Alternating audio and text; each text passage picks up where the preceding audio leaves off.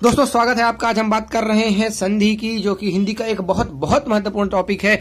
अगर आपने व्यापम की प्रिपरेशन की है और आपने एक दो पेपर दिए हैं तो आपको जरूर पता होगा कि संधि और समास ऐसे दो टॉपिक हैं, चाहे किसी भी टॉपिक से क्वेश्चन आए चाहे ना आए, इनसे जरूर आता है।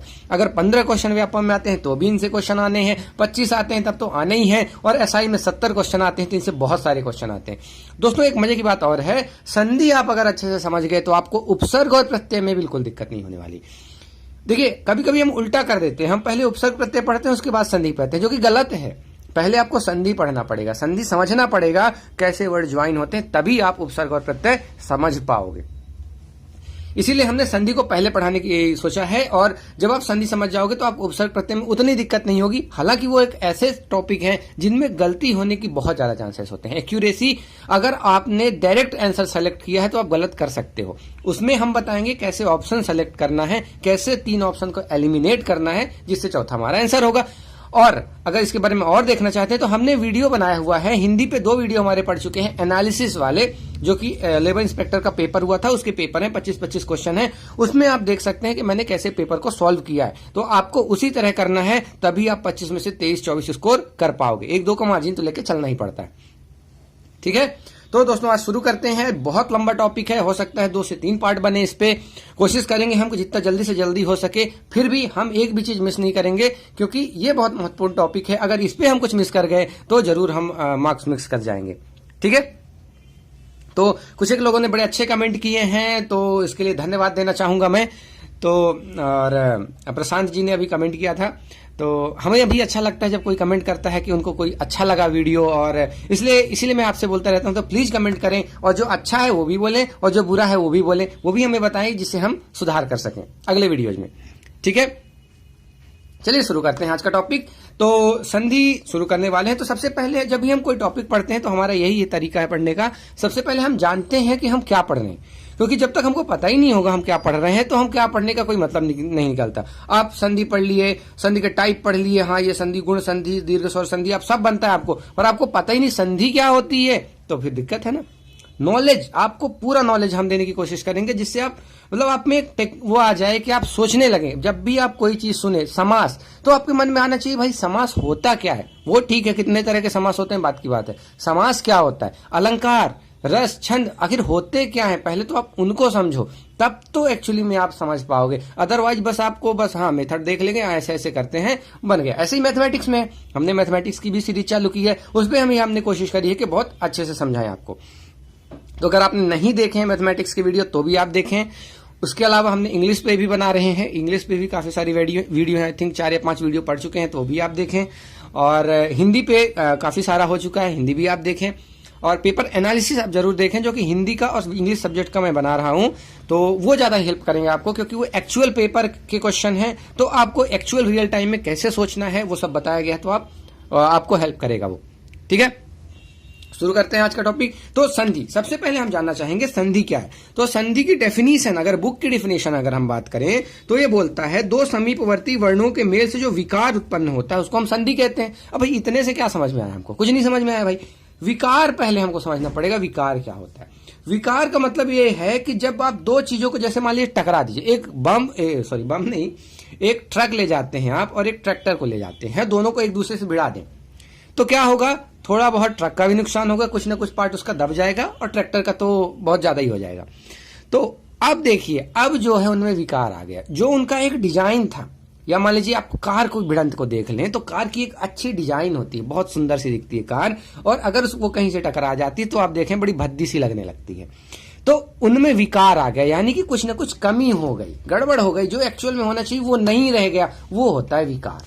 ठीक है, तो यहां भी ऐसा होता है, जब भी 2 वर्ण मिलते हैं तो उनमें कुछ ना कुछ विकार आ जाता है, वही विकार से एक नया शब्द बन जाता है, तो वो बन जाता, तो वो उसको, जो विकार का जो बीच वाला पार्ट, उसको हम बोलते हैं संधि। संधि का मतलब एक्चुअली बीच में होता है जोड़ना। ठीक है, तो अब हम देखें पिछले वीडियो की अगर हम बात करें, पिछले वीडियो में मैंने वर्णमाला पढ़ाया था बहुत अच्छे से। अगर आपने नहीं देखा तो प्लीज मेरी रिक्वेस्ट है कि उसको देखें। क्यों?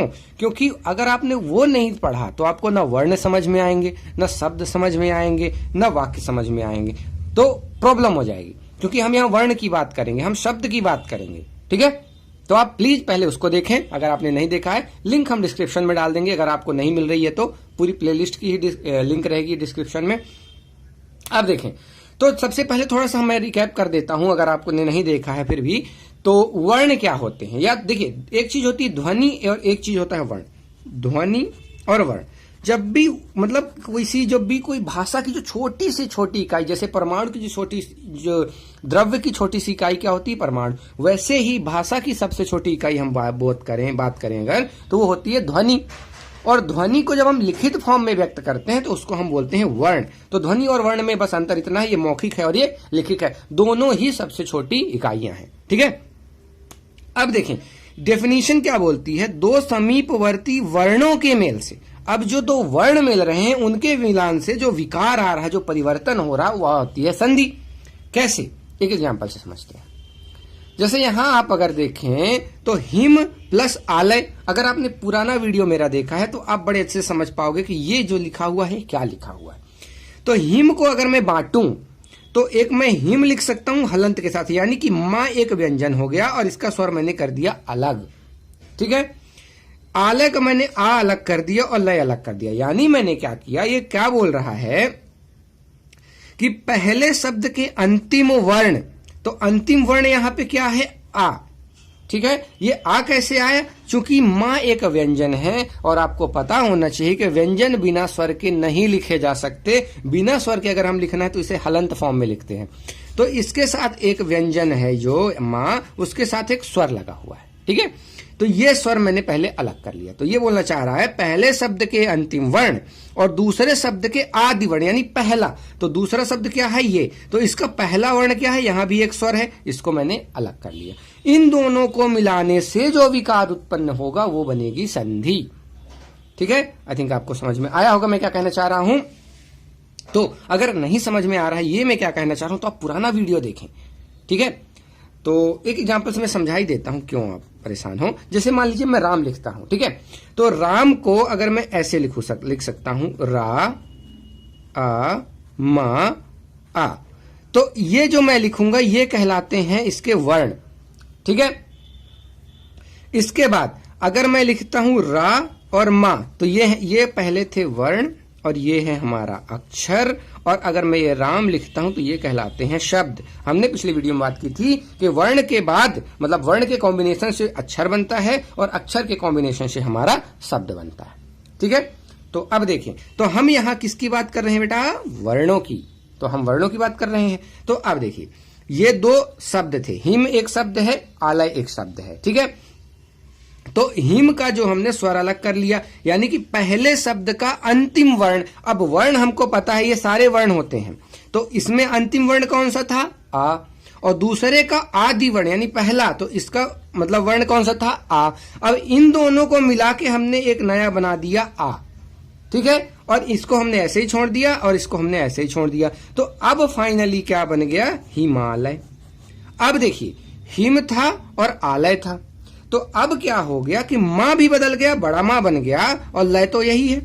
तो ये आ गायब हो गया और ये मां में एक डंडी लग गई, बड़ा वाला मां बन गया। तो उस तरह से एक विकार आ गया। क्या विकार आया कि आ और आ का मेल से बस एक ही आ बचा, बाकी सब गायब हो गया। ये वाला कुल मिला के गायब हो गया, बस ये वाला बचा। ठीक है, तो ये जब गायब हो गया तो विकार तो उत्पन्न होना ही है, सीधी सी बात है। आप इसको अगर ऐसे लिखते हिम आलय, फिर तो कोई विकार नहीं आया, सेम टू सेम लिखा गया। लेकिन आप ऐसे लिखते हैं, इसलिए ये वाला आ गायब हो चुका है, इसलिए हम कहते हैं विकार आ गया। ठीक है, तो यहां पे एक संधि है। ठीक है, और जब हम हिमालय से वापस इसको हिम और आलय में लिख देते हैं उसको हम बोलते हैं संधि विच्छेद। कैसे, संधि के नियमों द्वारा मिले वर्णों को पुनः मूल अवस्था में लाना क्या कहलाता है, संधि विच्छेद। तो जैसे हिमालय था, हिम को और आलय में अगर हम बांटे, यानी कि इसका जस्ट उल्टा, हमने हिम और आलय को हिमालय बनाया और हिमालय को हिम और आलय बनाओ, तो जस्ट उल्टा एक दूसरे के, संधि और संधि विच्छेद एक दूसरे के उल्टे होते हैं। ठीक है, अब आई थिंक आपको समझ में आया होगा संधि क्या होती है। ठीक है, आपको संधि के बेसिक्स क्लियर हो गए होंगे। ठीक है, तो अब हम चलते हैं संधि के टाइप्स पे। तो संधि के अगर हम भेदों की बात करें तो संधि के पहले वर्ण के आधार पे हम भेद बांधते हैं। और पहला वर्ण मतलब कौन सा, ये वाला, ठीक है। पहला वर्ण जो है, देखिए हम संधि में क्या डेफिनेशन दे रहे हैं कि पहले शब्द का लास्ट वर्ण और दूसरे शब्द का पहला वर्ण मिला के हम संधि बना रहे हैं। तो ये पहला वर्ण कौन सा है, ये, और दूसरा है ये। तो ये वाला वर्ण जब मिलेगा, अब देखिए बिल्कुल कंफ्यूज में नहीं होना है, जो पहले शब्द का लास्ट वर्ण है उसके आधार पे डिपेंड होगा। यहां पे केवल दो ही वर्ण हम ले रहे हैं, एक पहले का लास्ट, एक दूसरे का पहला। तो ये पहला वर्ण मैं इसको बोल रहा हूं, इसको मैं दूसरा वर्ण बोल रहा हूं। तो पहले वर्ण के आधार पे तय होगा कौन सी संधि होगी। अगर ये स्वर है तो स्वर है, अगर ये व्यंजन है तो व्यंजन संधि, अगर ये विसर्ग है तो विसर्ग संधि, ठीक है। अभी जैसे जैसे हम आगे बढ़ते जाएंगे, वैसे मैं वहां पे जब मैं एग्जाम्पल कराऊंगा वहां पे भी मैं आपको ध्यान दिलाऊंगा कि चूंकि इसका पहला वर्ण जो है, अब देखिए यहां पहले वर्ण से मेरा मतलब इधर का वर्ण से नहीं है। जब भी मैं पहला वर्ण बोलूंगा तो ये वाला मिलान का पहला वर्ण और मिलान का दूसरा वर्ण ये है, ठीक है। तो संधि के पहले वर्ण के आधार पर हम तीन तरह से बांटते हैं, स्वर, व्यंजन, विसर्ग। अगर ये स्वर है तो स्वर संधि, अगर ये व्यंजन है तो व्यंजन संधि, और विसर्ग है तो विसर्ग संधि। हम पहचानेंगे कैसे स्वर, व्यंजन, विसर्ग है। स्वर तो हम पहले ही पहचान लेंगे, कोई भी स्वर होगा, छोटा बड़ा, ये हम जो होते हैं हमारे स्वर होते हैं। अगर नहीं पता है तो आप पिछला वीडियो देखें। उसके अलावा व्यंजन क्या होते हैं, व्यंजन जब आप कोई भी वर्ड लिखें जो से व्यंजन, तो आपको पता होगा साथ में एक ये हलंत का साइन जरूर होगा। हलंत का साइन ये बताता है कि ये व्यंजन है, इसमें स्वर नहीं लगा हुआ है, ठीक है। और विसर्ग में आपको ऐसा साइन मिलेगा, जैसे आप दुख देखते हैं तो एक ये बीच में साइन लगा होता है जिसको हम कोलोन बोलते हैं अंग्रेजी में। तो ये वाला साइन लगा होगा तो उससे हम पहचानेंगे कि विसर्ग है। आगे अगर हम चलें, अब हम पढ़ते हैं स्वर संधि के बारे में। स्वर संधि सबसे बड़ी संधि है यहाँ पे, इसके बहुत सारे टाइप हैं, इसको हम समझेंगे, अच्छे से समझेंगे, क्योंकि इससे बहुत सारे क्वेश्चन आते हैं, ठीक है। हम एक भी चीज मिस नहीं करना चाहते हैं, इसलिए प्लीज आप बड़े ध्यान से सुने जो भी पढ़ाया जा रहा है।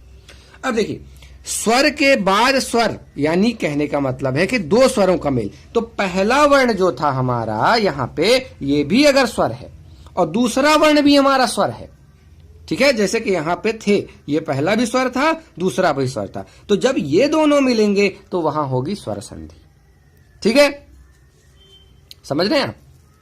तो जैसे एग्जांपल देखें, सूर्य प्लस अस्त। तो सूर्य का पहला वर्ण मतलब यहां पे कौन सा निकलेगा, आ। सूर्य, अगर आप थोड़ा ध्यान दें तो यहां आ छिपा हुआ है और यहां तो आ है ही है, और आ मिलके बड़ा आ बनाते हैं तो ये बन जाएगा सूर्यास्त, ठीक है। आ मिलके बड़ा क्यों बनाते हैं वो आगे हम देखेंगे, अभी बस आप एग्जाम्पल की तरह देखें। जैसे लघु, लघु में से हम पहला वर्ण, देखिए पहला वर्ण का आप कंफ्यूज बिल्कुल मत होइएगा, मुझे ऐसा लग रहा है आप कंफ्यूज हो जाएंगे। पहले वर्ण का मतलब मेरा है इसका लास्ट जिसका मिलान होना है, और ये तो ये पहला और ये दूसरा, ठीक है।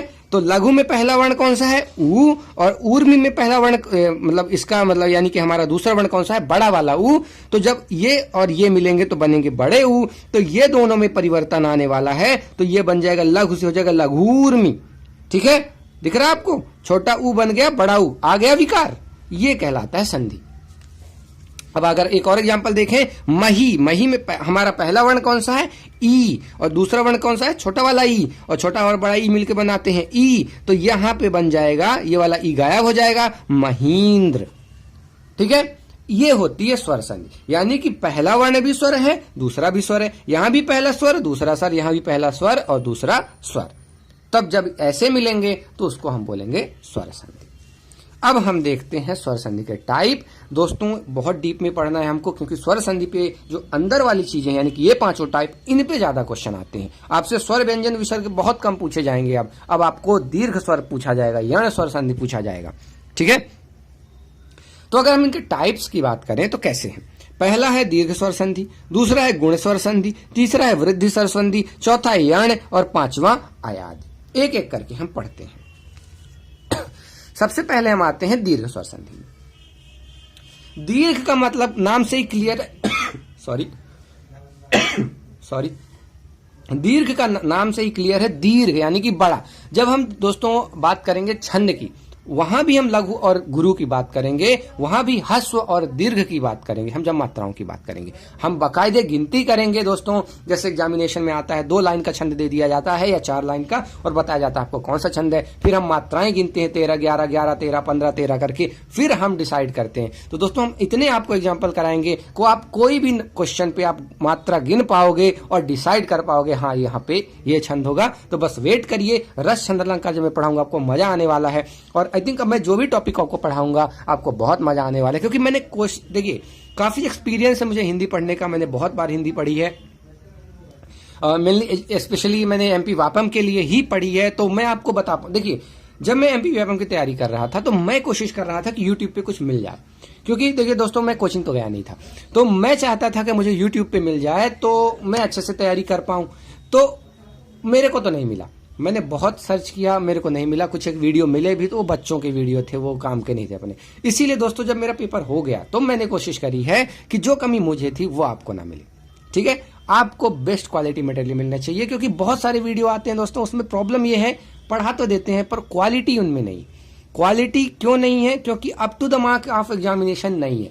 आपको क्वेश्चन वो कराएंगे, बिल्कुल कराएंगे, मैं मानता हूं, लेकिन अभी अगर आप देखें तो लेवल एग्जाम का कितना बढ़ता जा रहा है। आप हिंदी की देखें, आप इंग्लिश की देखें, आप मैथ्स की देखें, आप कंप्यूटर का लेवल देखें, तो आपको उस लेवल पे रहना पड़ेगा। आप पुराने वाले चीजों पे नहीं जा सकते। वो गलत नहीं है, वो बिल्कुल पढ़ा रहे हैं सही, लेकिन लेवल उनको बढ़ाना चाहिए थोड़ा सा, क्योंकि लेवल बढ़ता जा रहा है एग्जामिनेशन। आप कोई भी एग्जामिनेशन ले लें, ठीक है।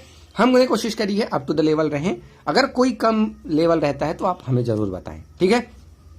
आगे चलते हैं, पर इस बात की गारंटी है आपको बेस्ट क्वालिटी मटेरियल मिलेगा, आपको कुछ और पढ़ने की जरूरत नहीं पड़ेगी। बस जो ये हम पढ़ा रहे हैं इसके नोट्स भी हम देंगे। आप फेसबुक पेज बनाने वाले हैं, एक ग्रुप हमारा पहले से ही है, हम उस पर शेयर करेंगे। आप इसको बस क्या करना है आपको, आप या तो खुद से लिख लो या तो आप प्रिंट निकलवा लो, और डेली सुबह उठ के आप रिवाइज करना एक बार, फिर देखना दोस्तों आपकी हिंदी कैसी हो जाती है। मजा आ जाएगा आपको पेपर देते समय, ठीक है। चलते हैं दीर्घ स्वर संधि में आते हैं। तो दीर्घ स्वर संधि का नाम से क्लियर है, दीर्घ, दीर्घ मतलब बड़ा। तो इसमें एक्चुअली में आते हैं कि कोई भी स्वर ले लो, कोई भी स्वर जब आपस में मिलते हैं तो वहां दीर्घ स्वर संधि होती है। कैसे? जब आ अपने वाले से ही मिले, यानी कि जो छोटा वाला आ है या तो छोटा वाले आ से मिले, छोटा वाला आ बड़े वाले आ से मिले, या मतलब एक दूसरे के उल्टे, बड़ा वाला आ छोटे से मिले। मतलब आ के जो 4 टाइप है, छोटा आ, बड़ा आ, ये इनसे 4 कॉम्बिनेशन बन सकते हैं। ये अपने से मिल जाए या इससे मिल जाए, ये अपने से मिल जाए या इससे मिल जाए। तो इन चारों कंडीशन में जो एक संधि होगी वो होगी दीर्घ स्वर संधि। ऐसे ही जब ई मिलती है, ये इनसे 4 कॉम्बिनेशन बनेंगे, ये जब आपस में मिलते हैं तो भी दीर्घ स्वर संधि होगा, और ऊ वाले जब मिलते हैं तो भी दीर्घ स्वर संधि होगा। तो ये जब आपस में मिलते हैं तो रिजल्टेंट यही मिलता है, इसमें रिजल्टेंट ये मिलता है और इसमें रिजल्टेंट ये मिलता है। तो जब भी आ आपस में मिलेंगे तो रिजल्टेंट क्या मिलेगा हमको? बड़ा वाला। चाहे आप किसी भी आ को एक दूसरे से मिलाएं, रिजल्ट क्या मिलना है? बड़ा वाला। कैसे? एग्जाम्पल देखते हैं। जैसे लिखा है देव और अर्चन, तो देव का मतलब हमारा पहला वाला वर्ण कौन सा है? वा का लास्ट यानी कि आ है। अर्चन में हमारा मतलब हमारा दूसरा वर्ण कौन सा है? ये वाला है। तो आ और आ मिलके हमको पता है बड़ा आ बनाते हैं। कोई भी आ मिलेंगे आपस में, बड़ा वाला आ ही बनना है तो बनेगा बड़ा आ। तो यहां पे चेंज हो जाएगा, ये हो जाएगा बड़ा वा, ठीक है। और ये ऐसा ही रहेगा चन, और दे ऐसा ही रहेगा, बस ये दोनों आपस में मिलके एक विकार होगा और उससे बड़ा वा बन जाएगा, बाकी सब कुछ सेम हो जाएगा। अब दोस्तों इसमें क्वेश्चन कैसे आएंगे? क्वेश्चन 2 तरह से आ सकते हैं। या तो आएगा देव और अर्चन को मिलाने से मतलब क्या बनेगा, मतलब आप 4 ऑप्शन दे दिया, या फिर देवार्चन का संधि विग्रह कीजिए, जो कि हमने संधि विच्छेद कीजिए, 4 ऑप्शन दे देगा, देव प्लस अर्चन, देवा प्लस अर्चन, ऐसे करके 4 एग्जाम्पल दे देगा। तो अगर आपको कॉन्सेप्ट क्लियर है तो आप बड़े आराम से कर पाओगे। और तीसरी जो पूछा जा सकता है कि देवार्चन में किस तरह की संधि होगी, तो आपको अगर पता है कि यहाँ पे वाह है यानी कि बड़ा वाला वाह है, मतलब यहाँ विकार आया होगा, और यहाँ देव और अर्चन होगा, तो यानी आ और आ मिले हैं, मतलब दीर्घ स्वर संधि। इतना आपको क्लियर होना चाहिए। 2-4 एग्जाम्पल और करते हैं तो और अच्छे से क्लियर हो जाएगा। अब वही बात, कोई भी आ आपस में मिलेंगे बनेगा तो बड़ा आ, ठीक है। कैसे? अब दूसरा देखते हैं। जैसे सत्य, सत्य से हमारा पहला वर्ण हमको मिल गया आ। आई थिंक अब पहला और दूसरा वर्ण में आपको दिक्कत नहीं होगी। यहां से हमको पहला वर्ण मिल गया आ, और यहां से हमको दूसरा मिल गया बड़ा वाला। तो कोई भी आ मिले, बनना तो बड़ा वाला आ है, तो यहां पे बन जाएगा ये बड़ा। ठीक है, तो सत्याग्रह बनेगा। ऐसे ही आपसे क्वेश्चन पूछा जा सकता है सत्याग्रह में कौन सी संधि है, तो अब आप बता पाओगे कि भाई सत्य प्लस आग्रह बनेगा, ये बनेगा सत्याग्रह। दोस्तों मैंने शुरू में आपको बोला था ये वाला टॉपिक आपको उपसर्ग और प्रत्यय में भी हेल्प करने वाला है। तो देखिए इससे आपको ये पता चल जाएगा सत्याग्रह से कि ये सत्य और आग्रह मिलके बने हैं, तो आप बता पाओगे यहाँ पे सत्य एक उपसर्ग है या फिर अगर आप बात करो तो आग्रह एक मतलब इसका प्रत्यय है। ठीक है, आई थिंक आपको समझ में आ रहा होगा। ऐसे ही जब आप बात करें सीमांत की, मतलब सीमा प्लस अंत, तो यहां पहला वर्ण हमको मिला आ और छोटा आ बनेगा बड़ा आ, तो सीमांत हो जाएगा इस तरह से। ठीक है, बड़ा आ था तो कोई चेंज होना नहीं है, बड़ा आ ही बनेगा, ये छोटा वाला आ गायब हो जाएगा बस। ठीक है, तो यहां का ये गायब हो गया, बचा ता, और इधर तो सेम ही होगा। एक और एग्जांपल देख लेते हैं, चौथा एग्जांपल इसका कि अब मान लीजिए दोनों साइड बड़ा आ है, बनना तो हमको बड़ा ही आ है, कोई दिक्कत नहीं है। तो यहां से हमको मिला बड़ा आ और यहां से हमको मिला बड़ा आ, ये दोनों आपस में मिलकर बड़ा आ बनाएंगे। तो आप चाहे इसको काट दो क्योंकि एक बड़ा पहले से ही लगा हुआ, बचा ये दोनों जोड़ के बना देंगे। ठीक है, तो आप विद्यालय से अभी आपको संधि विच्छेद करना पूछे तो आपको ये पता होना चाहिए कि विद्या है, यहाँ पे विकार आया है तो विद्या अलग हो जाएगा और आलय अलग हो जाएगा। ठीक है, ठीक है, आपको समझ में आया होगा आई थिंक सो। आगे अगर हम चले तो अभी तो हमने बात करी थी आ की, अब आप बात करें अगर तो ई की। सेम प्रोसीजर, जैसे आ आपस में मिल रहे थे वैसे ई मिल रहे थे। रिजल्टेंट हमको क्या मिलने वाला है सबका, बड़ी वाली ई। ठीक है, जैसे अति में बात करें तो पहला वर्ण हमको छोटा ई मिलेगा, यहां बड़ा वाला मिलेगा, दोनों मिलकर बड़ा ई बनाएंगे तो अति से बन जाएगा अतीश। ठीक है, ऐसे यहां जब बड़ी ई और छोटी ई तो भी बड़ी ई मिलना है, तो यहां से योगी, मतलब हमको यहाँ पे क्या मिला, पहला वर्ण बड़ी ई, यहाँ पे हमको पहला वर्ण क्या मिला, छोटी ई। बड़ी ई छोटी ई मिलके बड़ी ई ही बनते हैं, हमको पता है, तो हमारा ये बन जाएगा योगींद्र। ठीक है, ऐसे ही इसमें छोटी ई मिलके बड़ी तो अतीब, और ऐसे ही ऐसे करके ये बन जाएगा। सिमिलर प्रोसीजर आगे आएगी ऊ में भी। तो ऊ के कोई भी कॉम्बिनेशन आप मिलाओ, छोटा ऊ को छोटा ऊ से मिलाओ, छोटा ऊ को बड़े ऊ से मिलाओ, और या बड़ा ऊ को बड़ा ऊ से मिलाओ, रिजल्टेंट हमको बड़ा वाला ऊ ही मिलना है। अब कोई भी एग्जांपल लेके देख लें तो आप समझ सकते हैं, जैसे भानु, इसमें छोटा वाला ऊ है, इसमें छोटा वाला ऊ है, छोटा और छोटा ऊ मिलके क्या बनेंगे, बड़ा ऊ, तो ये भानु की जगह हो जाएगा भानुदय, आ गया विकार, तो हो गई संधि। ठीक है, इस तरह से आप इन चारों को देख सकते हैं। जैसे सरयू और यू में बड़ा ऊ बनेगा बड़ा ऊ, चूंकि बड़ा ऊ पहले से ही कोई टेंशन ही नहीं, ये वाला कट जाएगा, बचेगा सरयू। ठीक है भाई, बड़ा ऊ एक ही ऊ बनेगा, तो एक यू तो अब चाहे आप ये वाला ऊ काट दो चाहे ये वाला ऊ काट दो, एक यू तो कटना ही है। ठीक है, इस तरह से अगर हम देखें तो ये हमारा दीर्घ स्वर संधि होता है खत्म। तो अब आपको समझ में आया होगा दीर्घ स्वर संधि कैसे करते हैं। आप दोनों कर सकते हैं, सरयूर्म से भी इसको बना सकते हैं, इससे इसको बना सकते हैं। कैसे बनता है, ये कॉम्बिनेशन कैसे बनता है, हमने आपको सब कुछ समझा दिया है, इसमें अब कुछ बचता नहीं।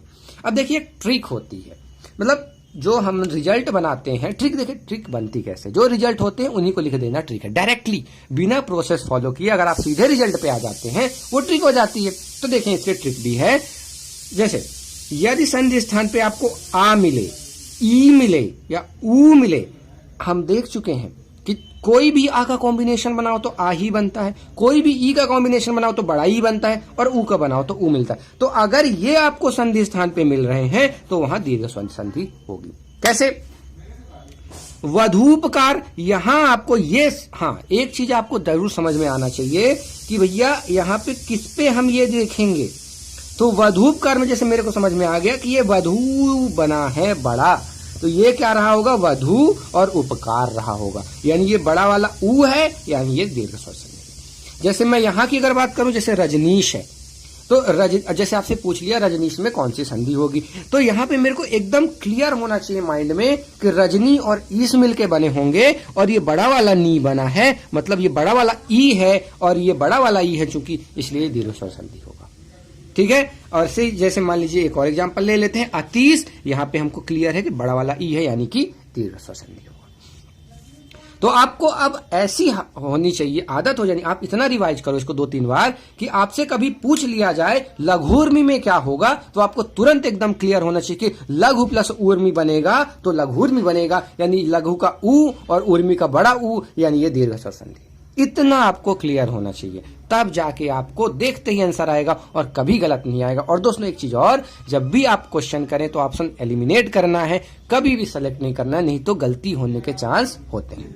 ठीक है, तो ये खत्म हो गई हमारी दीर्घ स्वर संधि। अब आ जाते हैं हम गुण पे। 24 मिनट हो चुके हैं, चलो गुण भी खत्म कर लेते हैं, आगे अगला वीडियो पे कवर करेंगे। ज्यादा बड़ा वीडियो नहीं बनाना चाहूंगा मैं, क्योंकि फिर ज्यादा टाइम हो जाता है तो कंसंट्रेशन भी नहीं होता स्टूडेंट्स का भी। तो गुण में अगर हम आए तो देखिए, अभी हमने क्या करा था, एक जैसे को मिलाया था। आ को हमने आ से मिलाया था, ई को हमने ई से, मतलब इन दोनों का कॉम्बिनेशन आपस में, और ऊ का ऊ से, एक ही जैसी चीजें थी। अब अगर हम बात करें कि आ और आ जरूरी थोड़े आपस में मिले, इनसे आ से ई मिल सकता है, आ से ऊ मिल सकता है, तब क्या होगा। अभी हम एक दूसरे से आपस में मिला रहे थे, अब एक दूसरे को अलग से, यानी आ और आ को हम ई से मिलाएंगे, हम ऊ से मिलाएंगे, तब क्या होगा, तब जो संधि बनेगी वो बनेगी गुण संधि। ठीक है, गुण स्वर संधि कैसे? जब भी आप आ को ई से मिलाओगे तो आपको मिलेगा ए, ये आपको याद रखना पड़ेगा। आ को जब आप ई से मिलाओगे तो आपका ए बनने वाला है। ऐसे ही आ को आप अगर बड़ी ई से भी मिलाओगे तो भी ए बनने वाला है, तो याद रखना आसान हो गया। तो आ को आप किसी भी ई से मिलाओ, बनेगा क्या, ए। ऐसे ही चाहे बड़ा को ई से मिलाओ, बड़ा को बड़ी से, तो हमको यहाँ पे क्या मिला, अभी हम बात कर रहे थे आ को जब आ से किसी भी से भी मिलाओ तो बड़ा बनने वाला है, और यहाँ पे ये क्लियर हो गया, किसी भी आ को किसी भी ई से मिलाओ बनेगा क्या, ए। ठीक है, कौन सा वाला है, छोटा, एक और ए होता है ये वाला, वो आगे हम देखेंगे। ठीक है, तो ये क्लियर हो चुका है कि छोटा आ बड़ा आ कोई भी आ हो, उसको आप किसी भी ई, छोटी ई बड़ी ई से मिलाओगे बनेगा क्या, ए। तो अब इसके एग्जांपल अगर देखें तो जैसे नर में हमको क्या मिला, यहां पे हमको पता है आ है, और यहां हमको पता है ई, और आ और ई क्या मिले के बनाएंगे ए, तो ये बन जाएगा नरेंद्र, यहां चढ़ जाएगी ए तो नरेंद्र। अब आपको उल्टा भी पता होना चाहिए, नरेंद्र का आप संधि विच्छेद करते भी आना चाहिए, तो आपको पता होना चाहिए यहां पे विकार आया है तो ये नर और इंद्र होगा। ठीक है, इतना आपको क्लियर होना चाहिए। अगर आप सीधे से उल्टा और उल्टा से सीधा करते आता है आपको, गलत हो ही नहीं सकता आपका क्वेश्चन।